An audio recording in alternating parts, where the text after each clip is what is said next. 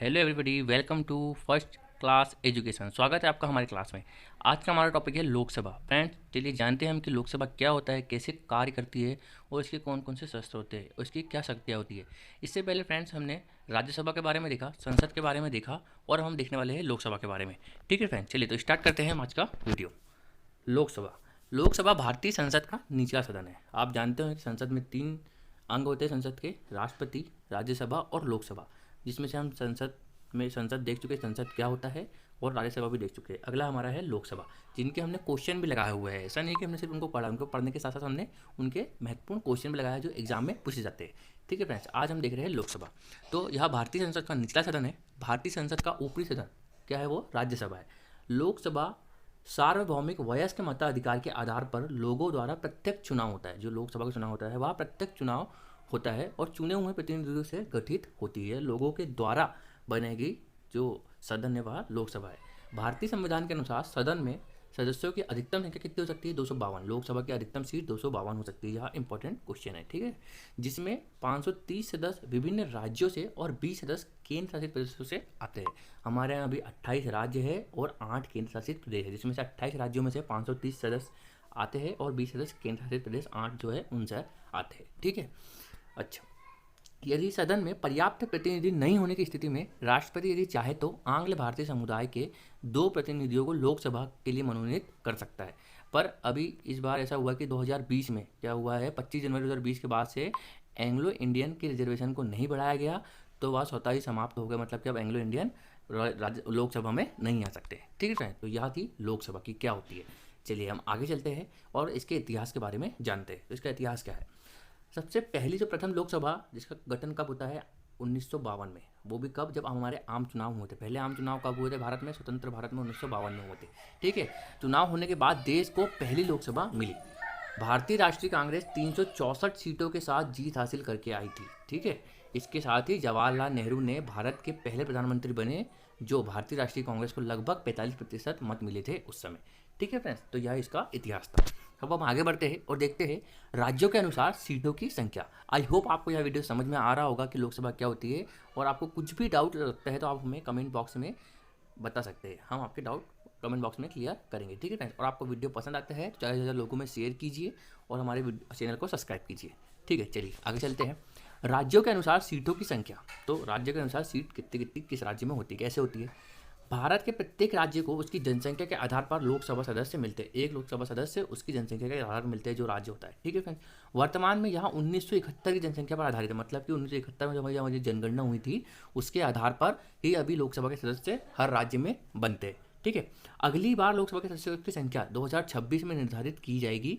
इससे पहले प्रत्येक दशक की जनगणना के आधार पर सदस्यों का स्थान निर्धारित होते थे। मतलब हमारे लास्ट 10 की जनगणना कब हुई, 2011 में। 10 की जनगणना कब स्टार्ट होती है, तो वह 1881 में 10 के आधार पर यह जनगणना स्टार्ट होती है। ठीक है फ्रेंड्स, लॉर्ड मेयो के काल में। किनके काल में, लॉर्ड मेयो के काल में। ठीक है, चलिए आगे चलते हैं। यह कार्य बाकायदा 84वें संशोधन, भारतीय संविधान संशोधन जो 84वां संविधान संशोधन था 2001 में जो हुआ, उसमें किया गया और उसमें बोला गया कि जो 10 के आधार पर जो जनगणना जो जनसंख्या रहेगी राज्यों की, उसके आधार पर लोकसभा के सदस्य चुने जाएंगे। ठीक है फ्रेंड्स, ताकि राज्य अपनी आबादी के आधार पर ज़्यादा से ज़्यादा स्थान प्राप्त करने का प्रयास नहीं कर सके। ठीक है, जैसे कि जिनके यहाँ ज़्यादा आबादी रहेगी उसके हिसाब से ज़्यादा लोकसभा सदस्य बना लेंगे, ऐसा नहीं। जनसंख्या के आधार पर उन्होंने एक परसेंटेज डिसाइड किया और डिवाइड किया, उसके हिसाब से लोकसभा के सदस्य होते हैं या लोकसभा की सीट होती है। जैसे कि मध्य प्रदेश में 11 सीटें राज्यसभा की है और 29 सीटें लोकसभा की है। ठीक है फ्रेंड्स, चलिए आगे चलते हैं हम और देखते हैं लोकसभा का कार्यकाल। तो लोकसभा का कार्यकाल कैसे होता है।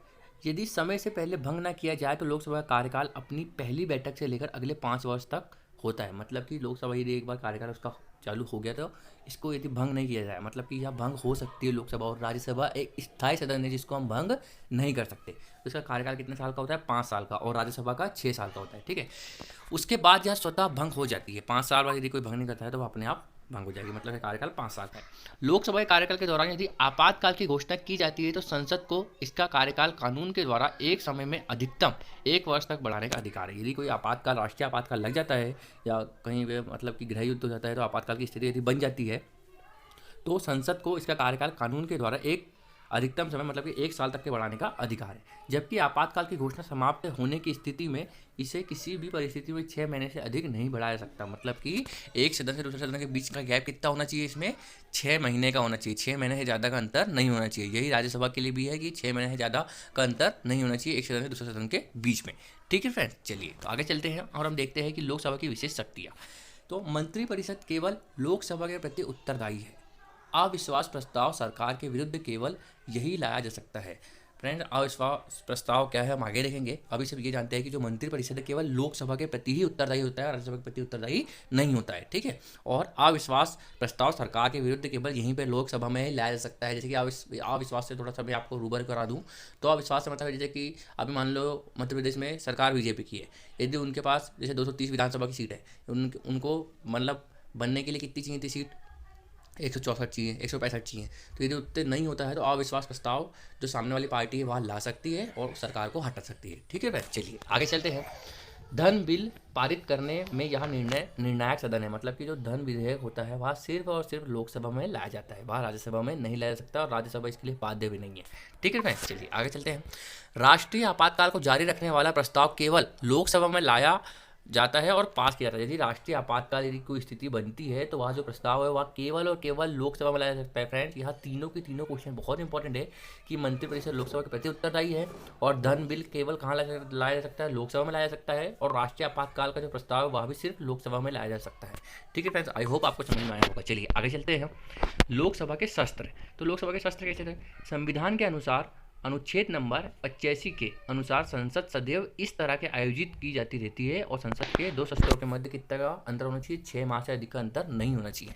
परंपरा अनुसार संसद 3 नियमित सत्रों तथा विशेष सत्रों में आयोजित की जाती है। सत्रों का आयोजन राष्ट्रपति की विज्ञप्ति के साथ ही होता है, मतलब राष्ट्रपति ही उसको विज्ञप्ति जारी करता है और शस्त्र बुलाए जाते हैं। ठीक है भाई, चलिए आगे चलते हैं।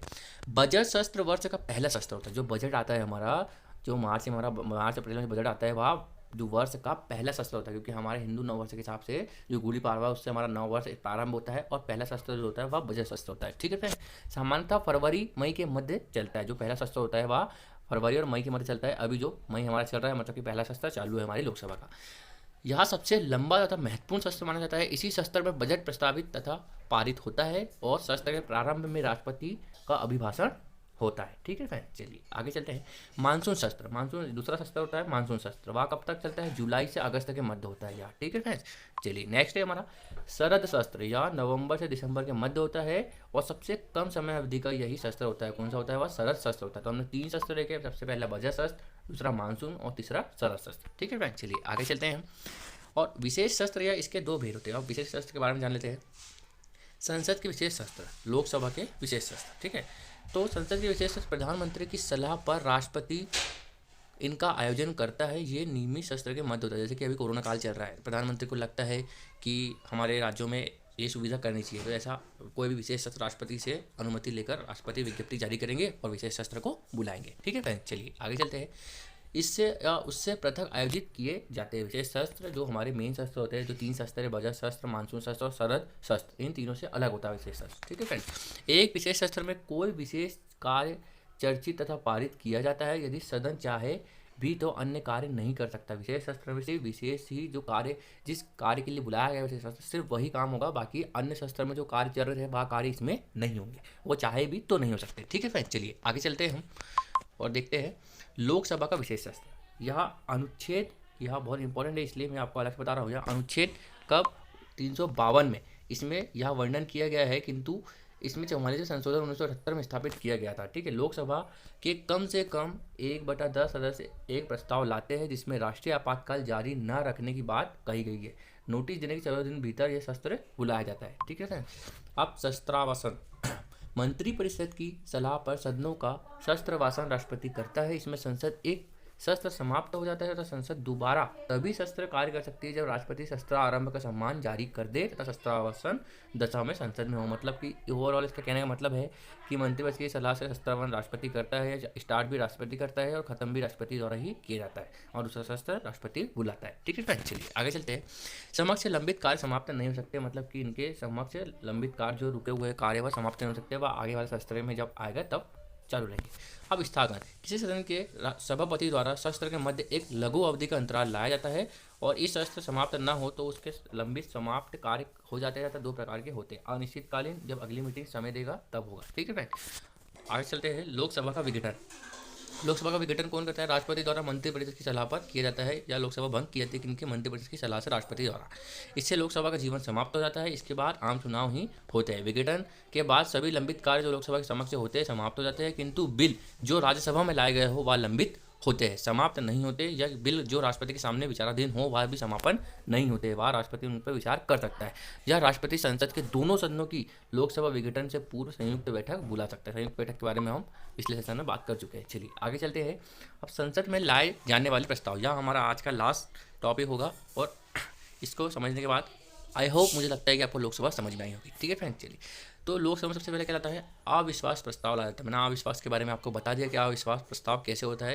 यदि कोई सरकार है, उनकी पूरी सीट नहीं है वहाँ पर, तो सामने वाली जो पार्टी होती है उनके अपोजिट जो लीडर होता है वह अविश्वास प्रस्ताव ला सकता है और उस सरकार को वहाँ से, उस राज्य से हटा सकता है, या उससे उस सदन में उसकी रिक्वेस्ट कर सकता है। ठीक है फ्रेंड, चलिए विश्वास प्रस्ताव क्या होता है?